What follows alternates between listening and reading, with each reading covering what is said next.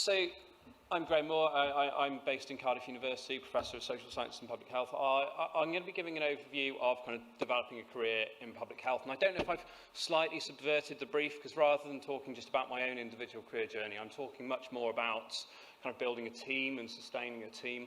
Because actually, building a career does, I think, as you become more senior, become about kind of sustaining a team and building, bringing along the kind of next generation of people behind you.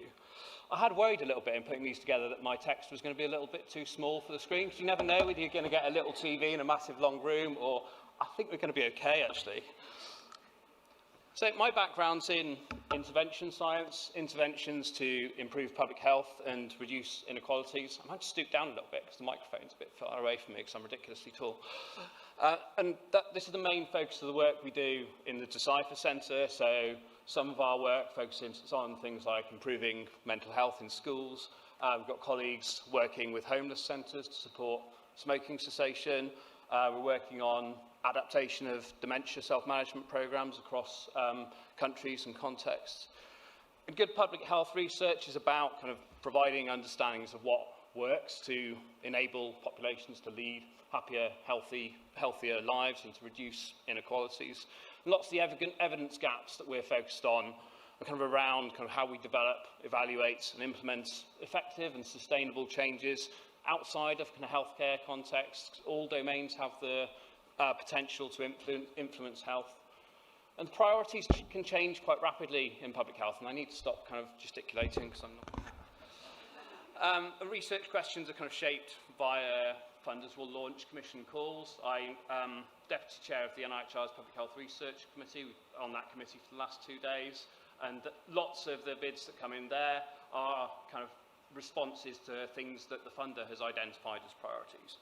Researchers often will obviously bring their own ideas to these funders as well, and lots of our kind of ideas come from collaborations with government representatives, organisations like Public Health Wales and the public. So the theme of the conference, People Make Research, just going to talk briefly about who some of the key stakeholders we need to engage with in public health research are. And one of the key challenges here is, I mean, public health, clues in the name, literally everyone is a stakeholder in public health, so it can be quite difficult to narrow it down to decide who to engage and who to involve. And often this will need to be quite tailored to the specific bit of public health that you're kind of focused on. So key stakeholders will include the public. That could be general population groups. So in Decipher, we often work with general population groups of young people. I'm also doing work at the moment around school-based interventions and mental health for autistic young people and young people with ADHD, so a kind of topic quite close to my heart. And we're doing lots of public involvement work with young people who are autistic or have ADHD. We've got a paper in hopefully the final stages of review at the moment, which has 14 authors on it, 12 of whom are either autistic or have ADHD themselves. We also work a lot with policymakers and practitioners, like I say, across health and non-health domains, because things that impact on health aren't just decided in the Department of Health. Things that happen in other departments will have potential to harm or improve health. We work a lot with third sector organisations and obviously other academics across lots of disciplines. I think that diversity of stakeholders in public health does mean we need to communicate effectively across lots of different groups. I think public health is also probably slightly unique in the care we need to take not to engage with certain groups. Tobacco industry being kind of the most obvious one. Lots of cases quite early in my career when I was invited by the BBC to do interviews, turned up and they had a guy from a tobacco industry funded lobby group to argue alongside me, and I was like, no, I'm just not doing this interview if you're going to do that.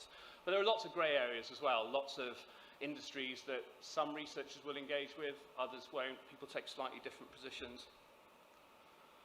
So I think for me, an important skill in the area of research I work in is the ability to work across disciplinary boundaries within academia and beyond, kind of respect for differing perspectives, willingness to reach shared understandings of the nature of problems, the nature of potential solutions. It's very much a team science. We need to kind of value the diversity of kind of perspectives and contributions that kind of come to bear on public health research.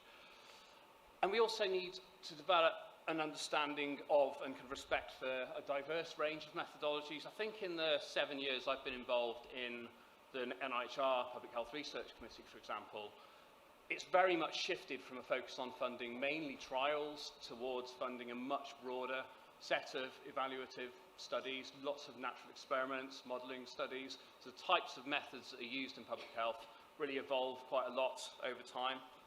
And also willingness to adapt and respond to change. So public health priorities can rise and fall rapidly. We might be able to identify some kind of changing priorities that occurred 2 or 3 years ago in public health.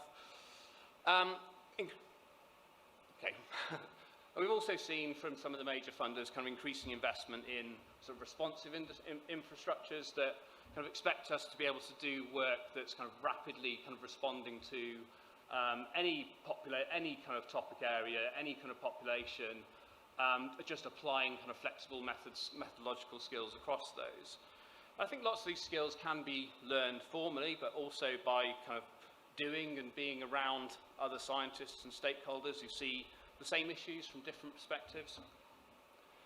Just in terms of some of the success stories from our group over the last decade and a half, we've developed a school health research network which works across all secondary schools and many kind of primary schools in Wales. There's some BBC coverage of some of the work that's generated today around kind of young people's use of social media. And that's generated lots of data that's been used in sort of national evaluations, things like Tobacco Products Directive regulations, Welsh Government's whole school approach framework to mental health. We've done lots of work kind of shaping methodologies for how intervention science is done. So some of our kind of guidance around process evaluation, adapting interventions to new contexts is used really widely in lots of international contexts. And actually, I think the screen's probably so big, you could probably read the abstracts on these little screenshots. And obviously success also means kind of building a team who can sort of sustain and continue to evolve this work, kind of building capacity within your team across Wales, internationally. So success, I think you can often think of it as being about kind of discrete events, getting that grant funded, getting that paper, but it's also a process.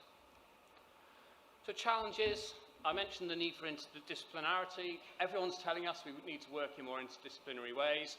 It can be really difficult to do just because the kind of administrative challenges of bringing together work across departments in the same university, lots of different university, non-university stakeholders can make this challenging. We've got a grant at the moment that's 3 months delayed starting up because we were told that the grant had to involve work with industry. It does, and that has introduced administrative processes no one had encountered before, and it's taken months to get through those. Traditionally, lots of people will say to build a career, you need to move around from one place to another. That's not always possible. My wife is from the Merthyr Valley. We've got children here. I'd have a real hard time if I said that I was going to get a job in another city, persuading her to come with me, I think. So you have to make choices. I built my entire research career in Cardiff University, but there's been lots of other ways of engaging with teams outside of Cardiff, learning from how other people do things. So I think that kind of age-old view that you need to be moving constantly to keep progressing is quite problematic, I think, from a kind of equalities perspective. Obviously, one of the big challenges, some of the other speakers have talked about this already, securing kind of continuous flow of funding to build and maintain your team. Contract insecurity, how universities employ research staff obviously makes this really challenging. And once you do manage to get that permanent position, you'll find that the time that you can devote to research shrinks because you do need to take on quite a lot of teaching as well. And obviously, we need to kind of learn in building a career in any kind of scientific field, really, to take on board constructive criticism, deal with rejection, and accept the more random elements in success and failures. I think we all like to pretend that everything we've done well everything that's gone well for us is down to our own hard work. Sometimes it is just about being in the right place at the right time. So we got a huge amount of exposure a few years ago when e-cigarettes were just becoming a thing, because we published some of the first kind of papers on like nationally representative estimates of young people's use of e-cigarettes. Not the most methodologically complicated science I've ever been involved in, but it just came along at the right time and got a huge amount of exposure for the work we were doing. So just in terms of reflections and advice, and I've been given the 1-minute warning, so I will keep this to 1 minute. Research priorities in public health can change really rapidly. So you do need to be adaptable and willing to kind of, move between areas of research.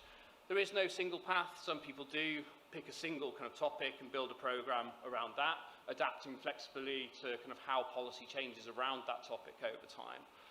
Others apply a broad sort of methodological skill set across a diverse range of topics and populations. I think people progress and find success at different times and different rates as well. So it's worth kind of not rushing to get too far ahead, kind of taking time to learn the fundamentals by kind of working with and learning from others. And public health is really a team science. So you do need to start kind of building your networks early in Wales and beyond. You don't necessarily need to be moving around from one place to another, but you do need to be engaging with groups outside of your immediate circle. And it does require a lot of hard work, but it does also require some luck for the right opportunities to come along at the right time.